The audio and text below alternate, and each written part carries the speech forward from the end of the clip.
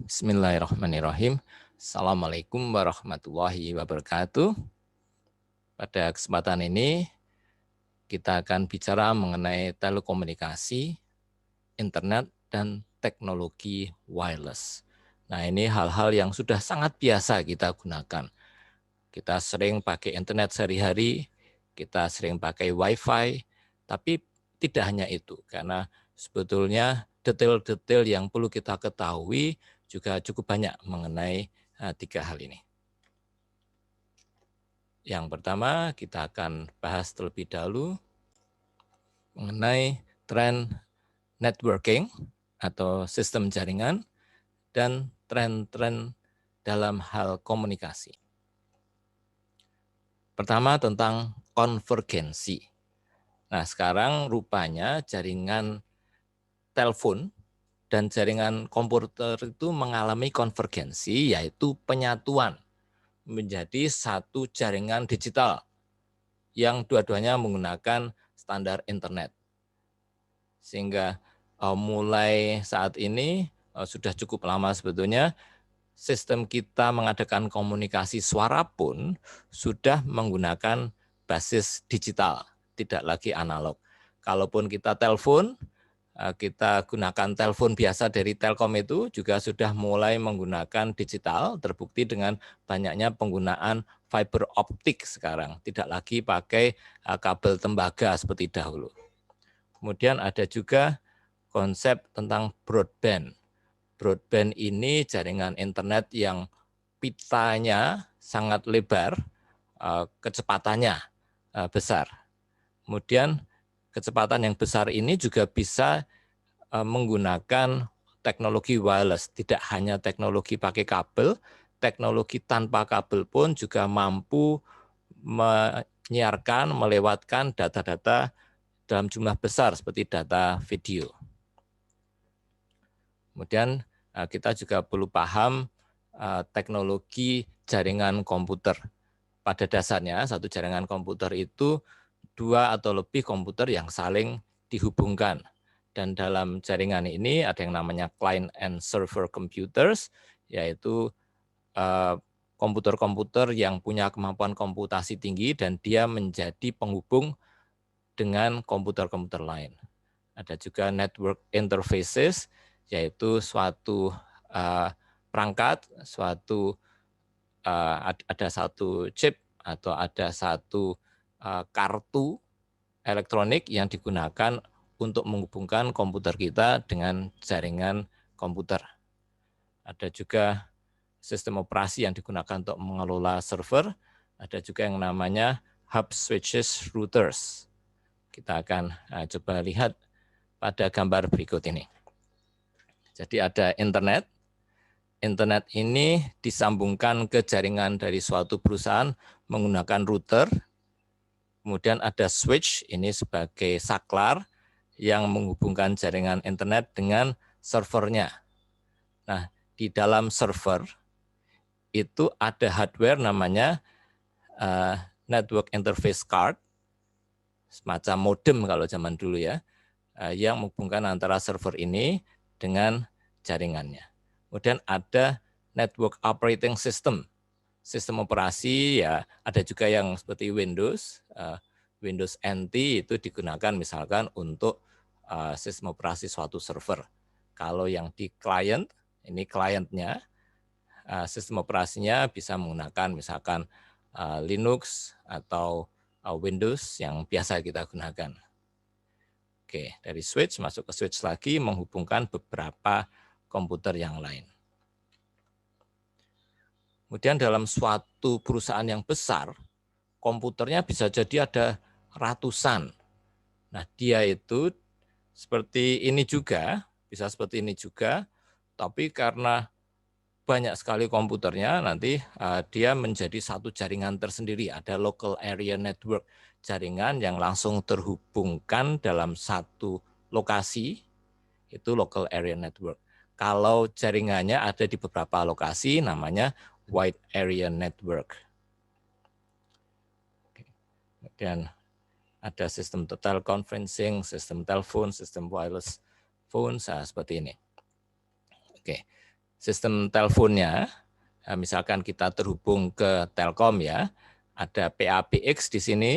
Nah, PABX ini bisa digunakan untuk menghubungkan telepon ini dengan telepon yang lain, pakai kabel, bisa juga pakai wireless untuk dihubungkan dengan mobile phone. Kemudian ada sistem jaringan lain lagi, jaringan internet, di mana ada internet kita dapatkan dari luar perusahaan. Oke, ini dari katakanlah dari Singapura misalkan, kita dapatkan dari jaringan backbone yang cukup besar kecepatannya masuk ke internet service provider. Misalkan kalau di tempat kita ada misalkan Citranet atau ada IndiHome misalkan. Oke. Nah, di sini akan terhubung ke server. Servernya perusahaan tersebut. Juga terhubung ke jaringan local area network di perusahaan tersebut. Bisa juga menggunakan Wi-Fi. Kalau local area network ini kan pakai kabel. Kalau pakai Wi-Fi, juga pakai wireless internet service provider, langsung ditangkap oleh sistem Wi-Fi yang mobile sifatnya. Oke, kemudian ada beberapa teknologi yang penting untuk mengelola jaringan ini. Tadi kita sudah singgung sedikit, ada client server computing, yaitu suatu sistem komputasi jaringan di mana klien atau pengguna komputer-komputer yang biasa itu terhubung melalui jaringan ke suatu server komputer yang kemampuannya cukup besar.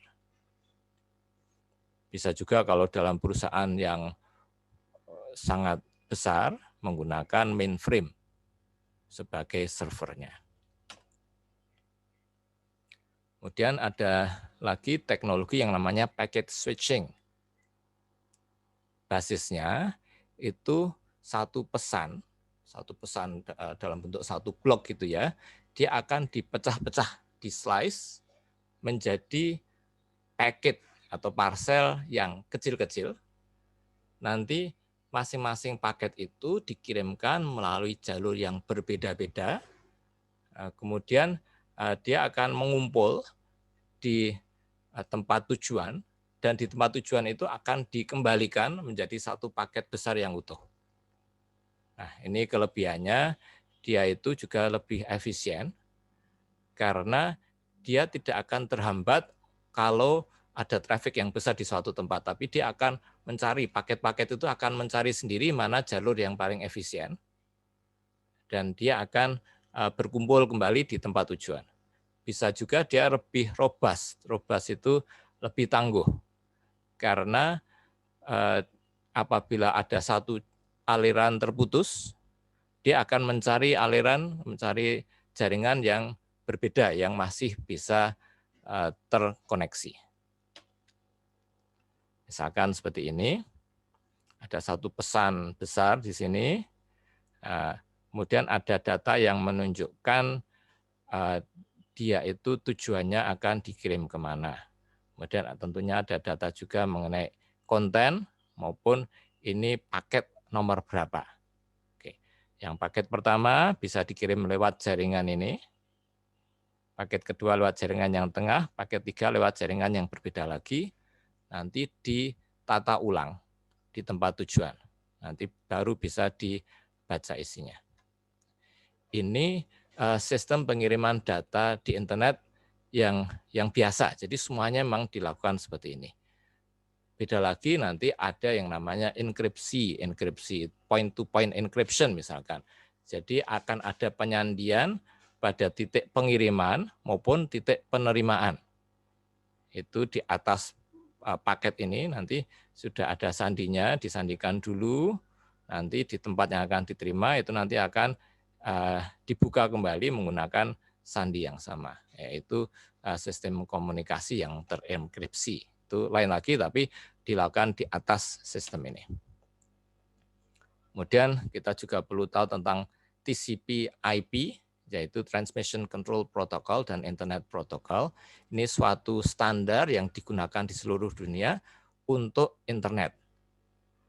Jadi protokol itu peraturan-peraturan yang mengelola pengiriman informasi antara dua titik. Itu protokol, dan protokol yang digunakan untuk internet adalah TCP/IP. Kemudian tipe-tipe network ada beberapa. Tadi sudah sempat disinggung, ada local area network, ada wide area network, ada metropolitan area network, ada campus area network. Kemudian ada juga, nanti kita akan lihat juga berbagai jenis signal. Sinyal ada yang digital, ada yang analog. Nanti kita akan lihat seperti apa. Nah ini Anda bisa lihat komunikasi komputer. Komputer itu basisnya itu pola pikirnya digital. Ada angka 0, ada angka 1, 0, 1, dan seterusnya. Ketika kita lewatkan modem, modem ini akan mengubah sinyal digital menjadi sinyal analog. Sinyalnya longitudinal. Nah, sinyal analog misalkan kalau kita menggunakan jaringan kabel, misalkan internet, tapi melalui jaringan kabel tembaga, kabel yang digunakan juga bersama-sama dengan telepon yang biasa itu ya, di tiang-tiang telepon yang model lama itu. Oke, diterima kembali oleh modem, dijadikan data digital dan akan dipahami oleh komputer di sini. Kemudian ini ada teknologi transmisi. Oke, teknologi pengiriman data bisa ada beberapa alternatif, twisted pair cable sama coaxial cable. Ini semuanya masih pakai kabel tembaga. Kalau fiber optik, ini yang dilewatkan bukan lagi listrik. Kalau yang kabel tembaga kan yang dilewatkan listrik, tapi yang dilewatkan adalah cahaya. Sistemnya juga sudah digital kalau fiber optik. Kemudian ada juga sistem transmisi data yang sifatnya pakai satelit, juga pakai sistem seluler. Nah, kalau Anda kenal zaman dulu itu ada telepon satelit, itu agak besar ukuran teleponnya, antenanya pun juga kelihatan di luar tubuh HP-nya, itu pakai satelit. Tapi sekarang sudah mulai ada perusahaan yang menyediakan satelit yang jumlahnya sangat banyak. Kalau dulu yang namanya satelit untuk transmisi data internet itu katakanlah ada puluhan satelit yang digunakan. Sekarang trennya itu satelit yang digunakan itu kecil. Satu satelit mungkin hanya sebesar katakanlah 1 square feet, jadi 30 kali 30 kali 30 cm misalkan. Ya kira-kira sekian gitu. Itu satu satelit kecil-kecil tapi banyak sekali. Banyak sekali satelitnya. Bahkan misalkan SpaceX sudah minta izin untuk menerbangkan sampai 42.000 satelit mengelilingi bumi dengan orbit yang rendah. Kalau dulu yang namanya satelit telekomunikasi orbitnya tinggi, orbit geostasioner, kemudian sekarang menggunakan orbit LEO, low Earth orbit, sehingga dia lebih dekat dengan bumi, sehingga tidak perlu ukuran satelit yang besar-besar, tapi lebih kecil, tapi banyak. Kalau sistem seluler kita sudah kenal pakai BTS ya, pakai menara-menara untuk komunikasi itu. Kemudian ada juga istilah kecepatan transmisi. Misalkan kita pakai jaringan kecepatannya 20 megabit per second misalkan, itu kecepatan itu juga termasuk bandwidth-nya. Tolong bedakan antara bit dan byte. Kalau 1 bit itu tadi ada angka 0 dan 1, kalau byte itu 8 bit digabungkan nanti akan menjadi misalkan huruf tertentu. Kemudian di sini tentang internet. Ya, internet ini merupakan jaringan yang paling luas karena melingkupi seluruh dunia. Kemudian internet itu akan pada tingkatan daerah satu wilayah tertentu dilayani oleh yang namanya Internet Service Providers. Yang saya contohkan tadi, misalkan Citranet misalkan, atau kalau di Indonesia yang paling terkenal Telkom, bisa juga Telkomsel, itu beda ya. Perusahaan yang berbeda itu, kalau Telkomsel layanan internetnya pakai BTS, pakai tower-tower itu. Menyediakan koneksi internet, ada berapa jenis ini koneksi internetnya.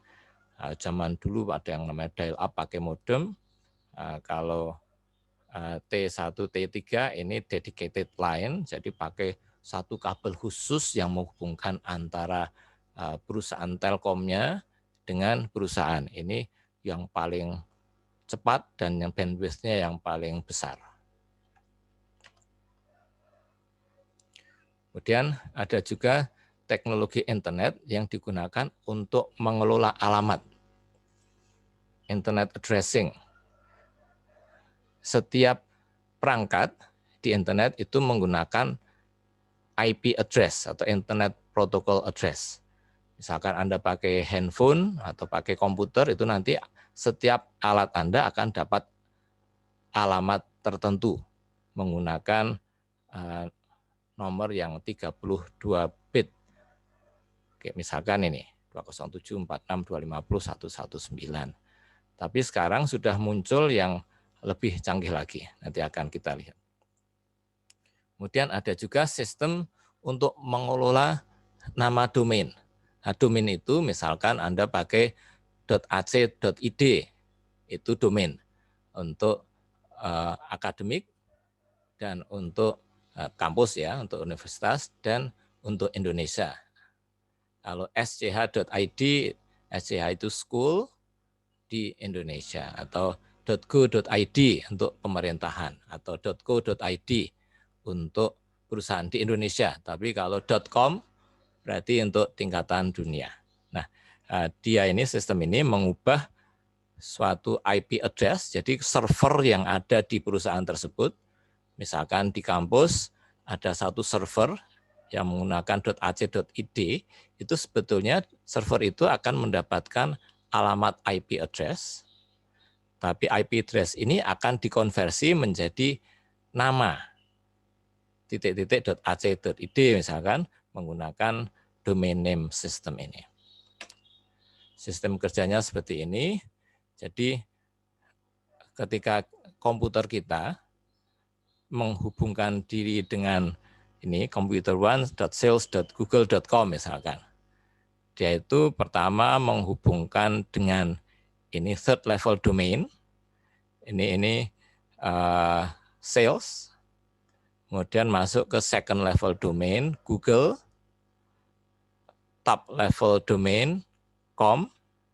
Kemudian ini akar domain akarnya di internet. Oke.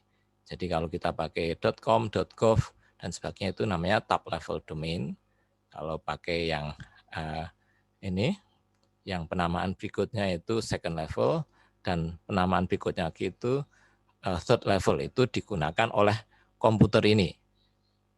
Nah, ini komputer yang menggunakan DNS computer1.sales.google.com. Kemudian internet itu juga ada arsitekturnya atau ada framework-nya, kerangka kerjanya, dan ada juga sistem pengelolaannya atau governance. Ada misalkan ada beberapa lembaga seperti IAB, ini lembaga yang digunakan untuk mengelola periklanan di internet. ICANN, ini lembaga yang digunakan untuk mengelola alamat-alamat tadi di internet dan seterusnya. Nah, tadi kita sudah kenal berbagai teknologi yang mengelola arsitektur ini. Ini kita bisa gambarkan seperti ini. Ada backbone-nya. Backbone ini biasanya berupa misalkan jaringan fiber optik yang lintas benua melewati bawah laut. Misalkan backbone ini singgah ke Jakarta, oke, atau sebelum Jakarta biasanya ke Singapura. kemudian lewat jalur laut ke Amerika. Nah, kemudian ada backbone ini terhubung ke Jakarta melalui Metropolitan Area Network. Kemudian ini masuk menjadi jaringan internet, nanti dikirimkan ke berbagai wilayah. Ada wilayah misalkan untuk Jawa Barat, untuk DIY dan sebagainya. Kemudian dari regional host ini, dari perusahaan yang mengelola internet secara regional, ini bisa terhubung dengan kabel T1, kabel dedicated line, kabel besar yang langsung menghubungkan ke suatu kampus misalkan. Oke, jadi ada infrastruktur yang bermacam-macam yang digunakan untuk mengelola jaringan pada tingkat internet yang luas. Kemudian di sini ada istilah net neutrality. Nah, net neutrality ini merupakan intinya gini. Jadi suatu perusahaan yang menjadi ISP, yang menjadi Internet Service Provider, itu mestinya memberikan prioritas yang sama pada semua domain. Dia memberikan prioritas yang sama pada misalkan .com ataupun juga .gov, .ac, .id, dan seterusnya. Nah, tapi ternyata tidak mesti seperti itu. Bisa jadi untuk kepentingan keuntungan perusahaan ISP tersebut, dia akan mengutamakan akses yang lebih cepat ke .com misalkan, atau bisa juga akses yang lebih cepat ke perusahaan internet tertentu, misalkan ke Netflix atau ke YouTube, sehingga ketika kita coba akses video lewat YouTube terasa cepat, tapi kalau kita coba akses video lewat yang lain terasa lebih lambat. Itu bisa jadi karena perusahaan ISP itu mengutamakan domain tertentu dibandingkan yang lain. Ini ada beberapa silang pendapat. Ada yang bilang harusnya internet itu netral. Perusahaan kecil pun kalau nggak terkenal, harusnya dapat kecepatan yang sama juga untuk diaksesnya dibandingkan perusahaan yang besar. Tapi bisa jadi perusahaan ISP juga punya pendapat, loh mereka bayar saya lebih banyak daripada yang kecil gitu. Saya akan dapat untung lebih besar kalau mengutamakan mereka.